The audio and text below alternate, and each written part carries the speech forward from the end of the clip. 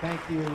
It is with great nostalgia that I come back again to my second favorite state, a place where I had so many friends for so long who we've been together 15 years.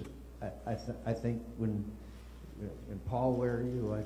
There's so many dear friends here, and some of the happiest times of my life have been here in this great state, where people take their time in selecting the person they want to vote for, particularly for President of the United States. I remember one of my fellow Arizonans who ran, this guy named Morris Udall, and guy came up, guy in Concord said to another guy, said, "What do you think about Morris Udall for president?" He said, "I don't know, I only met him twice."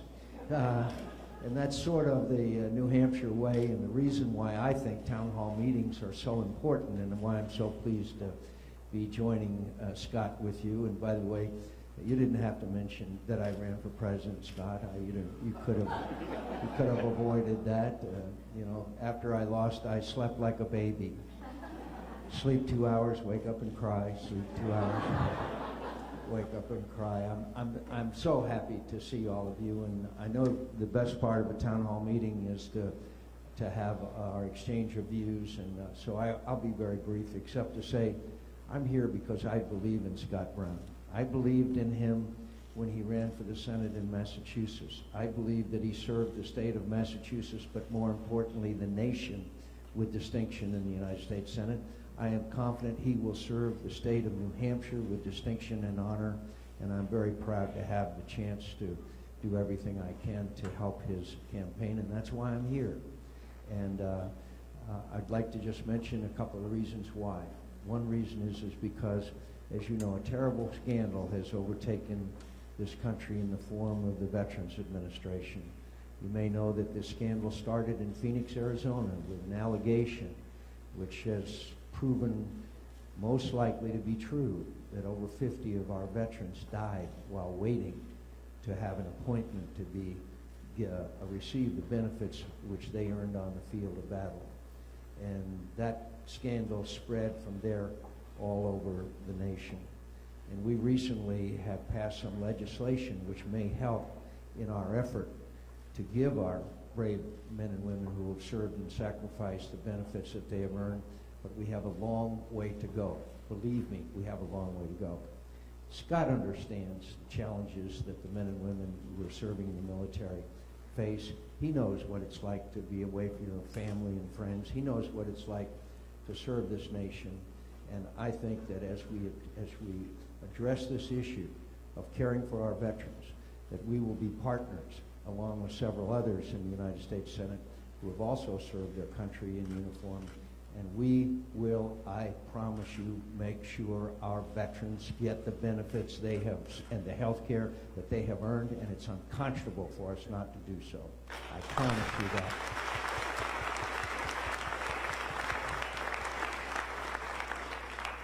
I wanted to mention to you just a brief follow-up on what Scott just said.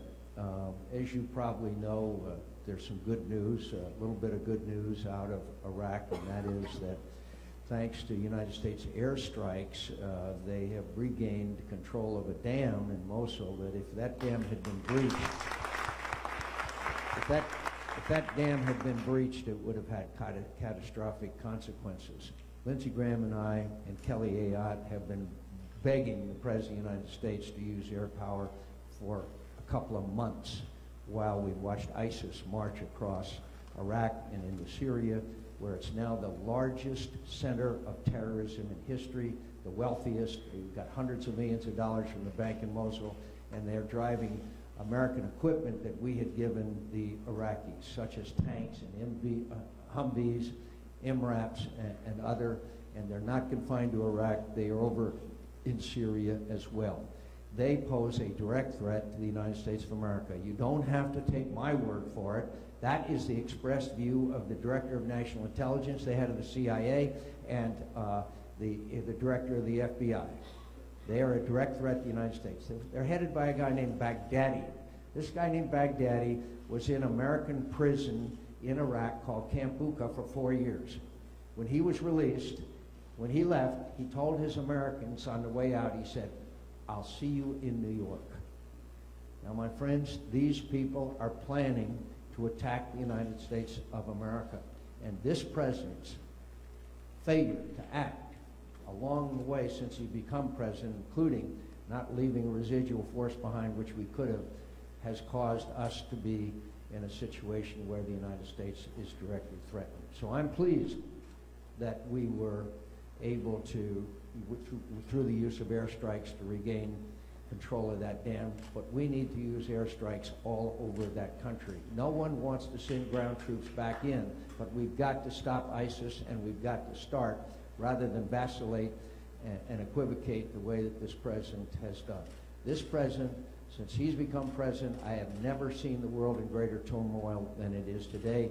If you look at Iraq, if you look at Afghanistan, if you look at Syria, if you look at the number of people who have been slaughtered, 170,000 in Syria, while we have watched. Even former Secretary of State Clinton has differed with him on a number of major issues, including whether we should have armed the Free Syrian Army or not.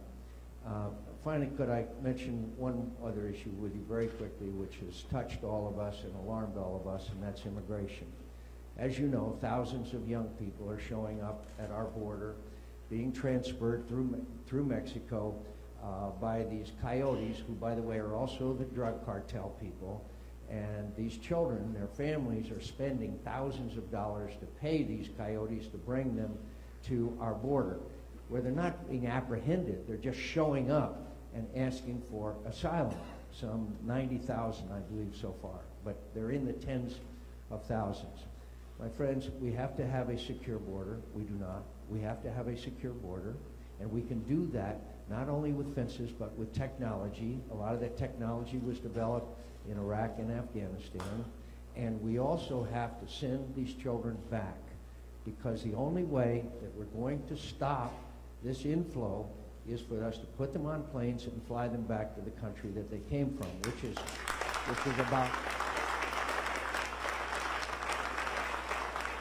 is Honduras, El Salvador, and Guatemala. Now, if they are threatened, as is true in many cases, then we could expand our embassy capability. We could expand our consulates in these countries so that they could come to the consulate or the embassy and claim that they need to have asylum in the United States. I think that would be perfectly legitimate. And those who think that this should continue must be ignoring the fact of the terrible things that happen to these children as they are transported up to this country. There are estimates that as many as a third of these young women are being raped. That's terrible. That's unacceptable. So we need to send those children back, and we need to have a system that if they deserve to have asylum in the United States of America, that their requests should be properly addressed.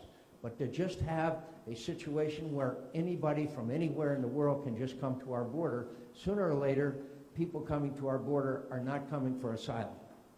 There are bad people in the world, and we are seeing more people coming across our border that are from places all over the world. So Senator Flake and I and Senator Ayotte and others, we've got a proposal that basically would do that, including expanding assistance to these countries to handle these children, including conditioning our aid to these countries on how well they cooperate on this issue. So we can address the issue. But for the President of the United States to just declare that 5 or 6 million people can remain in this country forever is not an acceptable situation.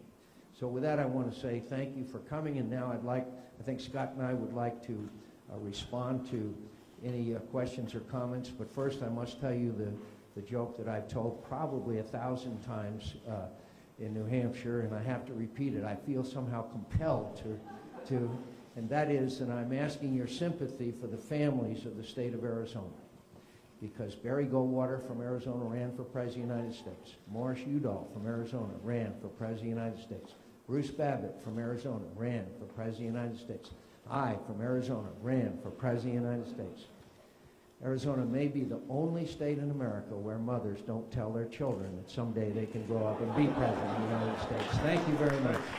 Well, thank you, John.